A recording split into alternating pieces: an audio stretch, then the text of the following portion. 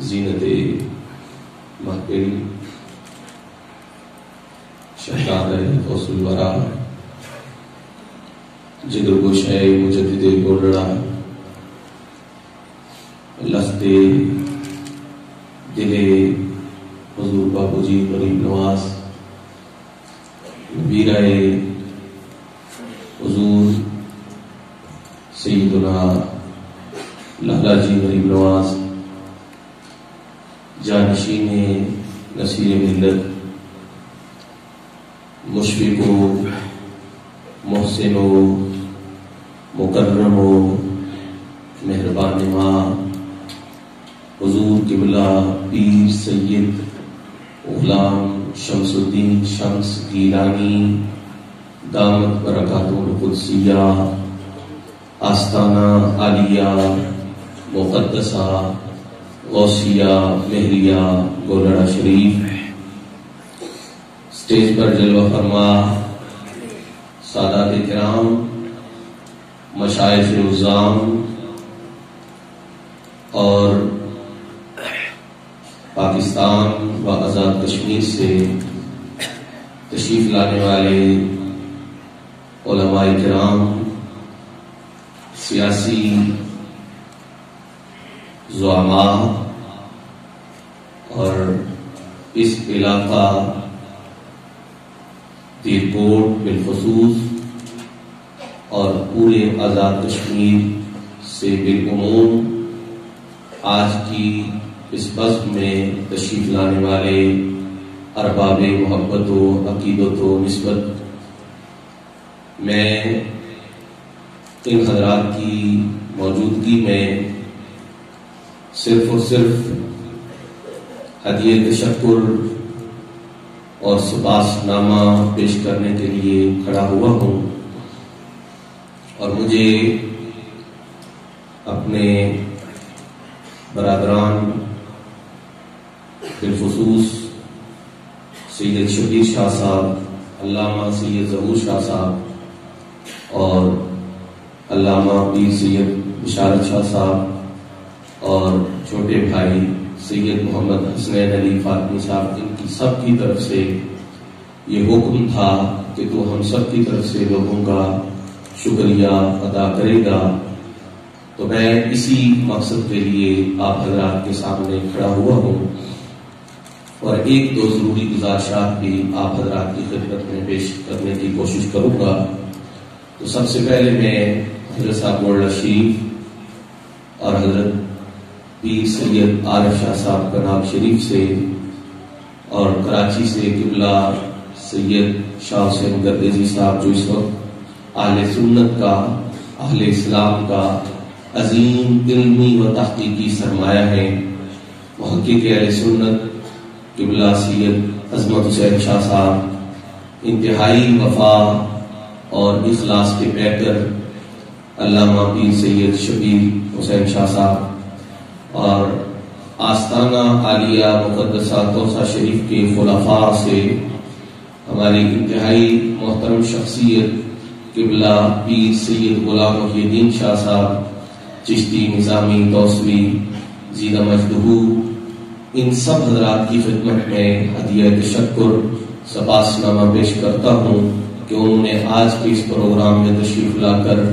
ہماری حوصلہ افزائی فرمائی، اور ان کے قدوم کی برکات ہمارے اس علاقہ پر نصیب ہوئی۔ اس کے بعد ہمارے آزاد کشمیر میں، چونکہ ہم سب لوگ میزبان ہیں، لیکن جن حضرات کے نام میرے ذہن میں ہیں، صدر جمعیت علماء جموں کشمیر علامہ امتیاز احمد صدیقی صاحب، علامہ زبیر صاحب، اور اس دیرکوٹ کے قرب و جوار میں قبلہ تایا جان کے شاگردوں کا جو ایک خوبصورت گلدستہ ہے، اس کے جتنے بھی پھول ہیں، اور آپ حضرات جو آج تشریف لائے، سب کی خدمت میں شکریہ اور ہدیہ تشکر پیش کرتا ہوں، اور خصوصی طور پر میں معذرت بھی کروں گا چونکہ وقت کی انتہائی قلت ہے۔ جناب اسحاق نقوی صاحب بہت محترم اور بہت خوبصورت لکھنے والی شخصیت ہیں، وہ بھی تشریف لائے، اور خود تمام حضرات کے جو اظہار خیال وقت کی قلت کے پیش نظر نہیں کر سکے، ان سب حضرات کی خدمت میں معذرت بھی پیش کرتا ہوں، وہ یقیناً معذرت قبول فرمائیں گے۔ اور بہت بڑا ہمارے ساتھ شروع سے لے کر ایک تعلق اور دینی مذہبی ملی خدمات میں قبلہ تایا جان کے دستے راست کی حیثیت سے، بزرگ کی حیثیت سے، بھائی کی حیثیت سے سرپرستی فرمانے والی شخصیت، ہمارے پورے آزاد کشمیر کی پہچان، آزاد کشمیر میں انفرادی مقام رکھنے والی ہستی، بہت سارے نوجوان شاید ان کے نام سے واقف نہ ہو، پیر سید صادق حسین شاہ صاحب عادل صحابی رحمت اللہ تعالی علیہ، ان کے پورے خانوادہ صحابہ شریف سے جتنے حضرات تشریف لائے وہ ہمارے بھائی بھی ہیں، وہ ہمارے سرپرست بھی ہیں ہمارے ساتھ، ان کا دیرینہ اور انتہائی اخلاص کا تعلق ہے، ان کی خدمت میں بھی ہدیہ تبریک پیش کرتا ہوں۔ حضرات گرامی قدر، اس بات میں کوئی شبہ نہیں ہے، سب لوگ جانتے ہیں کہ حضرت بابو جی صاحب رضی اللہ تعالی عنہ کے حکم سے تایا جان قبلہ یہاں پر تشریف لائے تھے۔ یہ بات آپ مجھ سے زیادہ جانتے ہیں، یہاں کے تاریخی حقائق جس قدر آپ حضرات کو ان کا درک ہے، علم ہے، یقیناً وہ مجھ سے زیادہ ہے، لیکن ایک بات جو بہت اہم بات ہے اور جو ہم سب کو سننی چاہیے، ذاتی محبت اپنی جگہ پر اور نظریاتی محبت اپنی جگہ پر۔ حضور بابو جی رضی اللہ تعالیٰ عنہ نے تایا جان قبلہ کو یہاں آنے کا جو حکم فرمایا تھا تو وہ اس مقصد کے لیے ہرگز نہیں تھا کوئی یہ سمجھے کہ ایک مسجد خالی تھی، وہاں جگہ تھی تو انہوں نے کہا چلو یہ قدیم ہے تو اس کو وہاں پر بھیج دیتا ہوں، یہ قطعاً نہیں تھا۔ اگر ایسا ہوتا تو حضور غریب نواز کی قدم بوسی کرنے والے ہزاروں لوگ موجود تھے، اور آپ کے حلقہ ارادت میں ہم بہت سارے لوگوں سے یہ سنتے ہیں کہ گولڈا شریف وہ واحد آستانہ ہے کہ جہاں کے مریدوں کے لیے ہم نہ ہزاروں کہہ سکتے ہیں، نہ لاکھوں کہہ سکتے ہیں، نہ کروڑوں کہہ سکتے ہیں، دنیا میں جہاں بھی کوئی شخص جائے وہاں آستانہ عالیہ گولڈا شریف کا فیض نظر آتا ہے۔ حضور بابو جی رضی اللہ تعالیٰ عنہ کا آپ کو یہاں پر بھیجنا وہ صرف یہ نہیں تھا کہ مسجد میں امام کی ضرورت ہے، خطیب کی ضرورت ہے اور انہوں نے بندہ بھیج دیا جگہ فکر ہو جائے، بلکہ ایک سوچ، ایک فکر، ایک تحریک، ایک علمی پورا مشن حضور بابو جی غریب نواز نے قبلہ تایا جان کے سر پہ رکھ کے اور اپنا سایہ شفقت ان کو عطا فرما کے اور باقاعدہ ایک ڈیوٹی اور ایک ذمہ داری سونپ کے بھیجا تھا کہ آپ جا رہے ہیں تو وہاں پر یا رسول اللہ کی آواز تو آتی ہے لیکن شاید وہ لبوں پہ آ کے رک جاتی ہے، جب وقت گزرنے کے ساتھ اللہ کو منظور ہو تو ایسے لمحات اس خطہ میں آنے چاہیے کہ جنازہ حضرت پیر سید غلام یاسین شاہ صاحب کا جا رہا ہے اور مخلوق خدا کی زبانوں پہ یا رسول اللہ کی صدائیں بلند ہو۔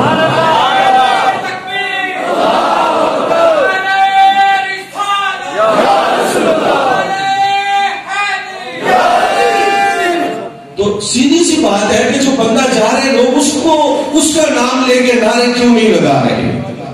لوگ یا رسول اللہ کے نعرے کیوں لگا رہے ہیں؟ تو یہ اس بات کی دلیل تھی کہ حضور بابو جی غریب نواز نے جو مشن انہیں دے کر یہاں بھیجا تھا انہوں نے اس میں سرخ روح ہو کر اس بات کو ثابت کیا کہ جن کی محبت کا سبق ہم نے پڑھایا ہے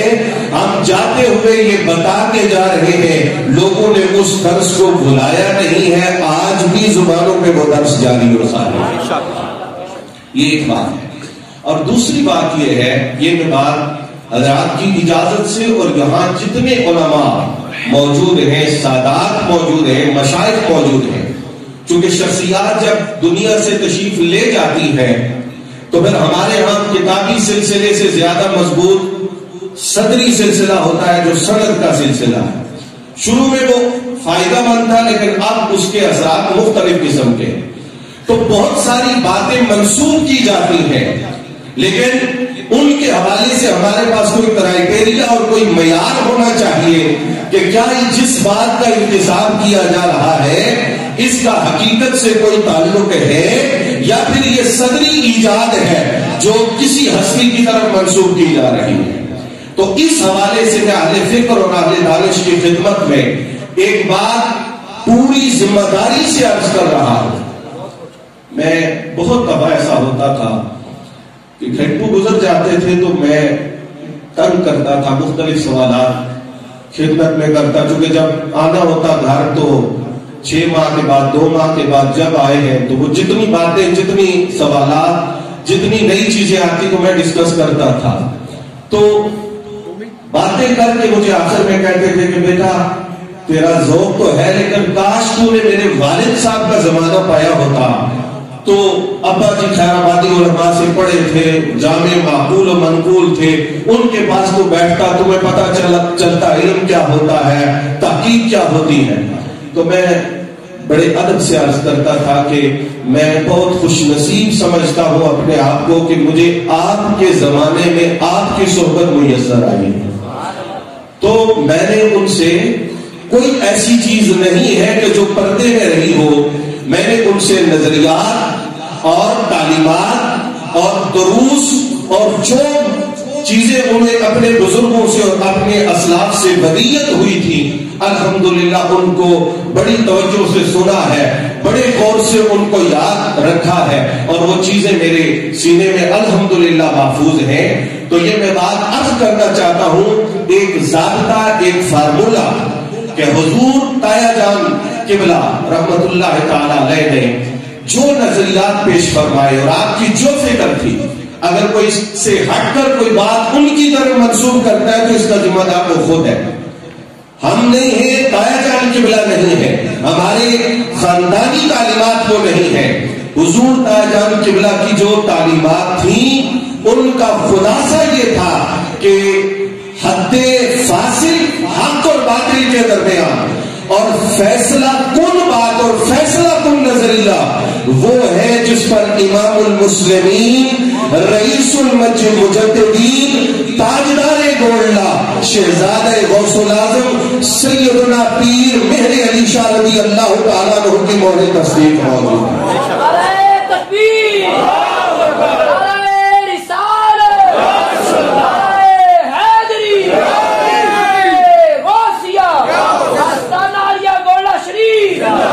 ممکن ہے چند لمحوں میں ملک پاکستان کی ایک عظیم شخصیت علامہ مناظر اسلام پیر سید عرفان شاہ صاحب مشہدی وہ بھی تشریف فرما ہو جائے۔ میں چند منٹ آپ حضرات کی سمع فراشی اور مجھے احساس ہے وقت بھی بیتتا چلا جا رہا ہے، لیکن یہ اہم اور ضروری بات جو میں عرض کرنا چاہتا ہوں کہ تایا جان قبلہ نے جو نظریہ ساری زندگی جن پر پہرا دیا ہے اور یہ علماء یہاں جو بیٹھے ہیں یہ گواہ ہیں اس بات کے، اور مجھے بھی وہ فرمایا کرتے تھے بچے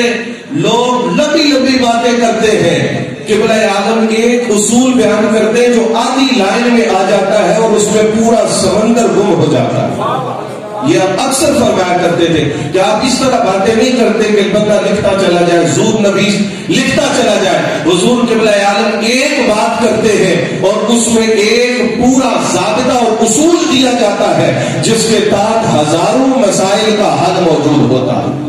تو یہی چیز، یہی رنگ آپ کی حیات طیبہ میں بھی تھا۔ رفض اور خروج یہ دونوں چیزیں ان کے ہاں قابل قبول نہیں تھی۔ ایک بات جو انہوں نے مجھے ایک موقع پر فرمائی، اور یہاں جو قدردان لوگ بیٹھے، سبھی قدردان لوگ بیٹھے، وہ اس کا یقیناً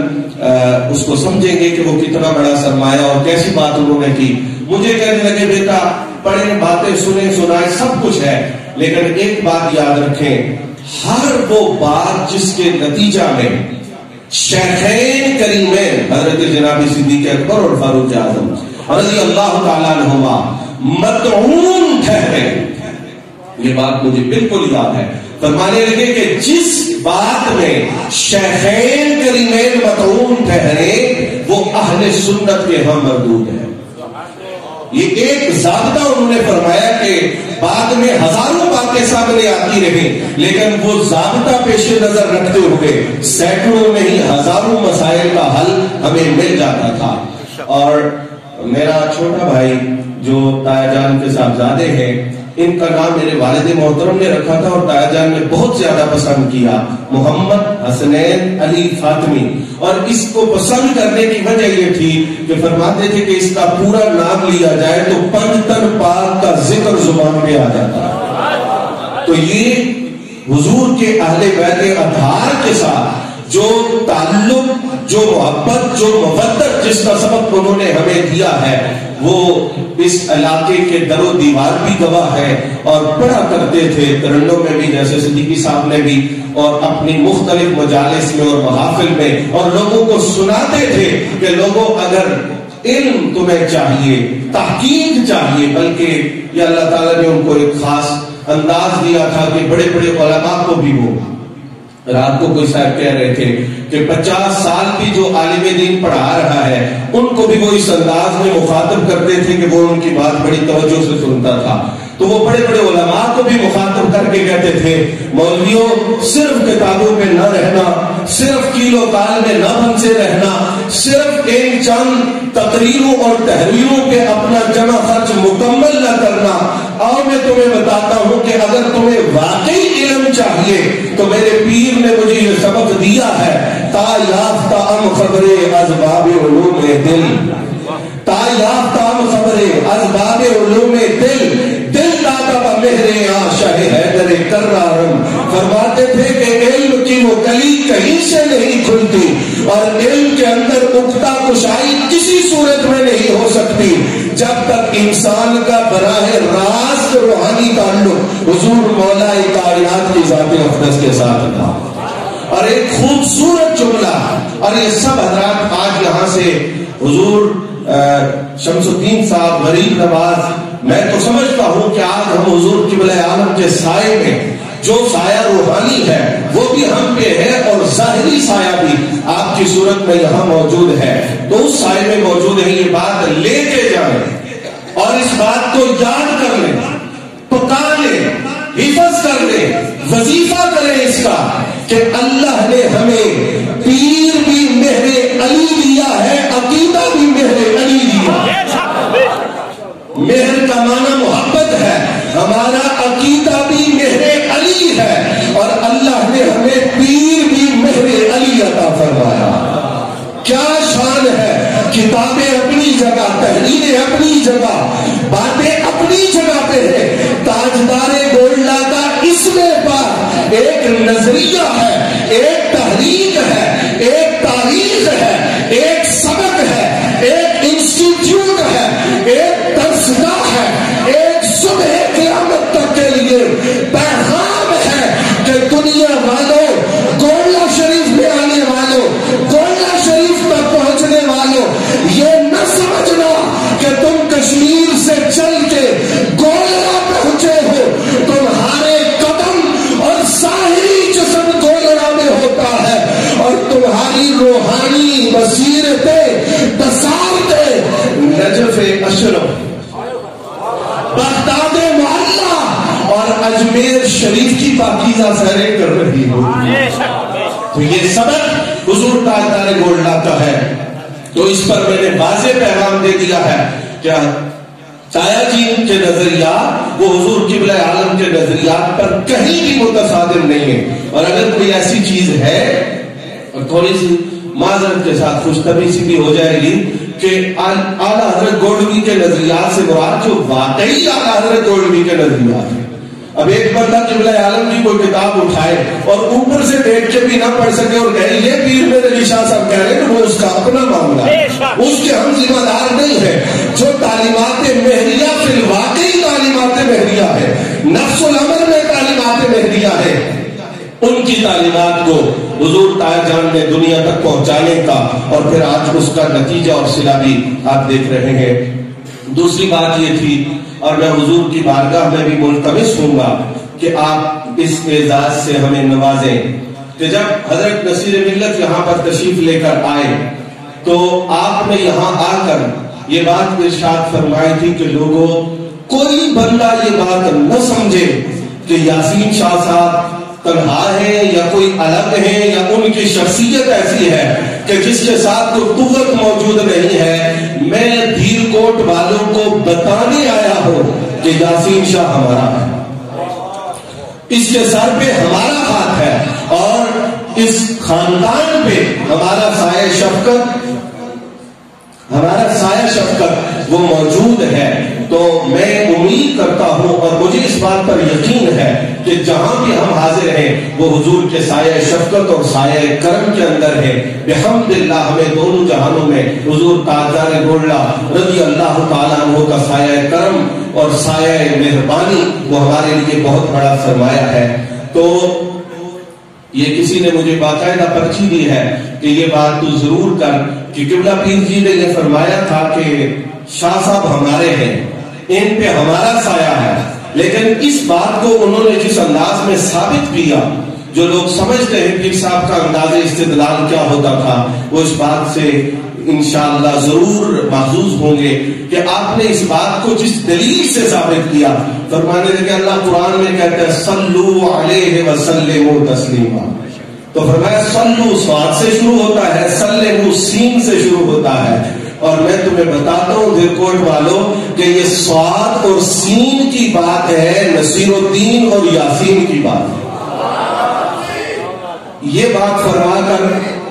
تو آپ نے فرمایا تھا کہ میں یہ تمہیں بتا رہا ہوں کہ یہ تعلق کیا ہے, یہ کبھی ختم نہیں ہو سکتا, یہ تعلق کبھی ٹوٹ نہیں سکتا, اس میں کوئی کمزوری نہیں آ سکتی. یہاں آنے دھیر کوٹ میں یہاں پر جتنے دنوں سے حاضر ہوں الحمدللہ چلم شریف کے حوالے سے بہت ساری باتیں زیر بحث آئیں, لیکن ان سب حضرات نے بیک زبان یہ کہا کہ آپ یہاں آئیں بیٹھیں اور سرپرستی کریں, لیکن آپ نے ہمیں ڈیوٹی لگانی ہے, حکم دینا ہے, لیکن کسی حوالے سے آپ کو کوئی پریشانی نہیں ہوگی. انتظامات معاملات وہ اسی طرح ہوں گے جس طرح شاہ صاحب کی ظاہری حیات میں ہوتے تھے, اور الحمدللہ اس کا عملی ثبوت بھی آل دھیر کوٹ نے دیا ہے, اور حضور ان کے لیے یہاں پر تشریف فرما ہوئے ہیں. یقیناً یہ اہل دھیر کوٹ کا بہت بڑا انعام ہے, اور میں جن جذبات کا اظہار یہاں پر کیا گیا ہے